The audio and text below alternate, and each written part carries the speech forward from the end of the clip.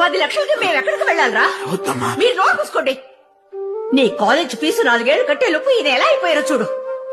సరిపోదని Duke, bike, tour, అది ఇదని నా తాళి కూడా తాకడ పెట్టేశావు. అబ్బబ్బా, ఒకే పిల్లాడు కష్టం తెలియకుండా పెంచాలని ఆశపడ్డావు. కానీ నువ్వు మా కష్టాన్ని అర్థం చేసుకోవారా? ఖర్చు మీద ఖర్చు పెడుతూనే ఉన్నావు.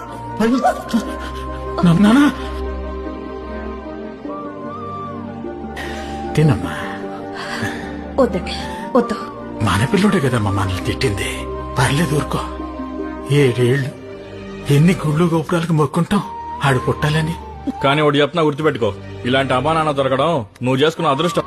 వాడికి మనం కాకపోతే ఇంకెవరున్నారు చెప్పు? ఎలాగైనా 10 లక్షలు మనం తెచ్చేవాలి. నువ్వు అడిగిన 10 లక్షలు తీసుకున్నానా? థ్యాంక్స్ నాన్న. చూసుకోరా, జాగ్రత్త.